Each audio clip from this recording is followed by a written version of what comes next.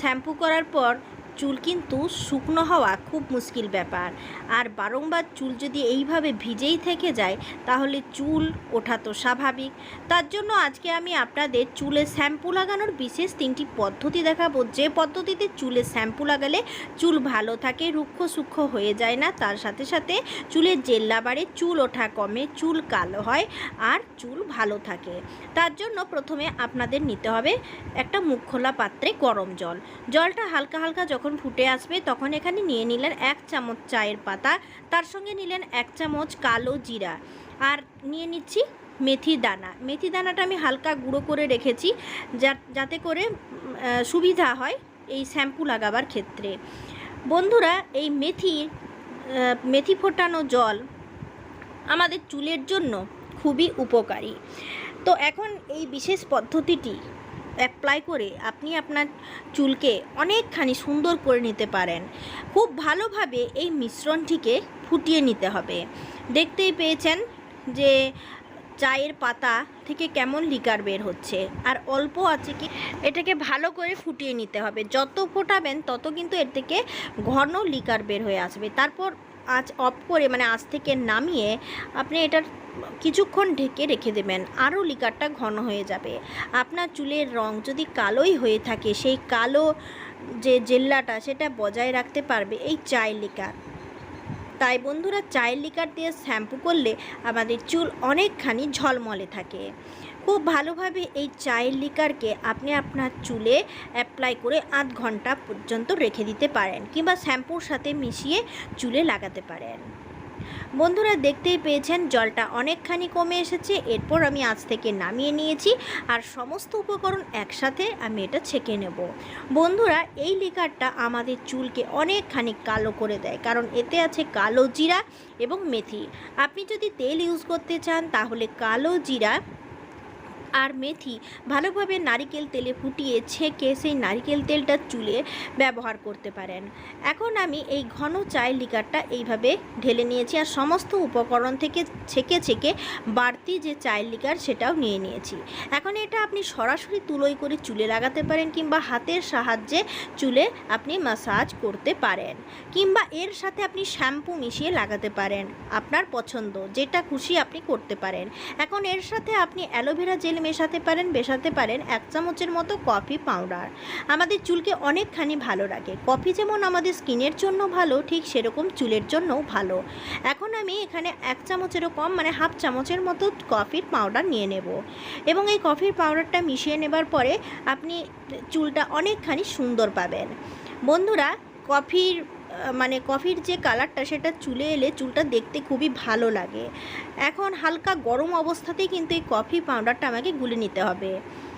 এই দেখুন, এটা সরাসরি চুলে লাগাতে হবে, আর প্রায় আধা ঘন্টা এইভাবে রেখে দিতে হবে।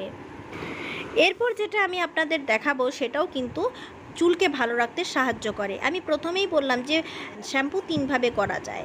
এখন কয়েকটা তাজা কচি পেয়ারা পাতা তুলে নিলাম। পেয়ারা পাতার রস থেতো করে পেয়ারা পাতার রসকে বের করে চুলে লাগালে চুল ভালো থাকে, চুলের গোড়া অনেকখানি মজবুত হয়।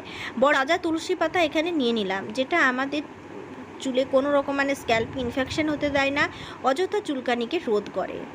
ভালোভাবে ফুটিয়ে নিলাম, আর ফুটিয়ে নিলে এর যে জলের বর্ণটা সেটা সম্পূর্ণ আলাদা হয়ে যাবে। দেখতেই পেয়েছেন পেয়ারা পাতা এবং তুলসী পাতা ফোটানোর পরে এই জলটা হালকা সবুজ বর্ণ ধারণ করেছে, আর এই জলটা ভালোভাবে আমি ছেঁকে নিচ্ছি। পেয়ারা পাতার সঙ্গে অনেকক্ষণই ভিজতে দিয়ে দেবেন এই জলটা।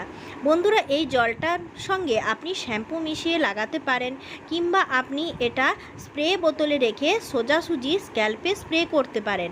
এতে করে আপনার চুল অনেকখানি ভালো থাকবে। তো এখন এর সাথে আপনি কি মেশাতে পারেন?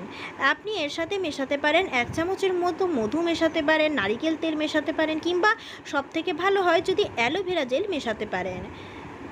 এই অ্যালোভেরা জেলটা মিশিয়ে নিলে শ্যাম্পু করার পরও চুল অনেকখানি নরম থাকে, কন্ডিশনারের দরকার হয় না। তো বন্ধুরা, এরপর আমি যে লাস্ট আপনাদের টিপসটা দেখাচ্ছি, এটা খুব ঘরোয়া এবং সহজ টিপস, এটা আপনারা প্রত্যেকে জানেন। অবশ্যই শ্যাম্পুর সাথে একটা থেকে অর্ধেকটা লেবুর অর্ধেকটা কেটে লেবুর রস আপনাদের মেশাতেই হবে। একটা লেবুকে অর্ধেক করে নিন, তারপর লেবুর রসটা নিয়ে নিন, এর সাথে হাফ চামচের মতো চিনি মিশিয়ে নিন।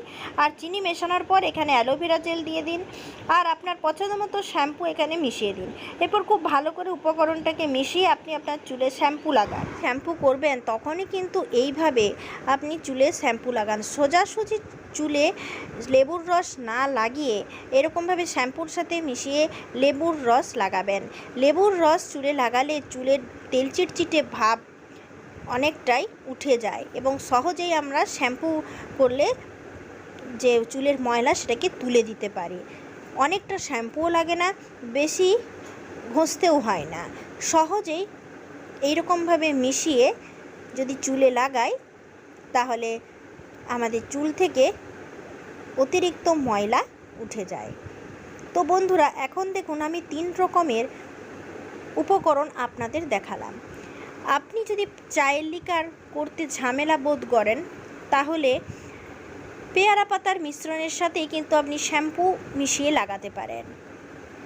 প্রথম যে উপকরণ দুটো দেখালাম সেই দুটো উপকরণ চুলের পুষ্টি বিধান করে, চুলকে ঝলমলে রাখে, চুলকে কালো করে, চুলের গোড়া মজবুত করে। তৃতীয় যে উপকরণ আমি আপনাদের দেখালাম সেই তৃতীয় উপকরণটা কিন্তু মানে শ্যাম্পুর সাথে চিনি, লেবুর রস, অ্যালোভেরা জেল। এইভাবে বর্ষাকালে শ্যাম্পু করলে অতিরিক্ত ময়লা ধুলো চুল থেকে উঠে যায় আর আর্দ্র ভাবটা চুলে থাকে না। এরপর খুব ভালোভাবে স্নান করবার আগে অয়েল ম্যাসাজ করুন। অয়েল ম্যাসাজ করবার 2 ঘন্টা পর শ্যাম্পু অ্যাপ্লাই করুন। এখন আমি চায়ের লিকারটা চুলে খুব ভালোভাবে ম্যাসাজ করে নিচ্ছি। চায়ের লিকার আমাদের চুলের জন্য খুব ভালো, চুলের স্বাস্থ্যকে ভালো রাখে, চুলের গোড়া মজবুত করে, চুলকে কালো রাখে। তাই বন্ধুরা, চায়ের লিকারটা সপ্তাহে 1 দিন আপনারা চুলে অ্যাপ্লাই করে দেখুন। ঠিক এইভাবে খুবই আপনারা চুলকে সুন্দর রাখতে পারবেন। এখন কিছুক্ষণ এইভাবে মালিশ করবার পর আমি রেখে দিয়েছিলাম, আর কাগজি লেবু দিয়ে মানে লেবুর রস দিয়ে যে চিনি দিয়ে শ্যাম্পুটা রেডি করেছিলাম সেই শ্যাম্পুটা এখন আমি ভালোভাবে চুলে মেখে নিচ্ছি, মানে চুলে শ্যাম্পু লাগাচ্ছি। চুল শুকনো হয়ে গেলে স্ক্যাল্পে আমি স্প্রে করে নেব পেয়ারা পাতার রস। তো এখন বন্ধুরা, আপনাদের 3টে স্টেপই আপনাদের দেখিয়ে দিলাম।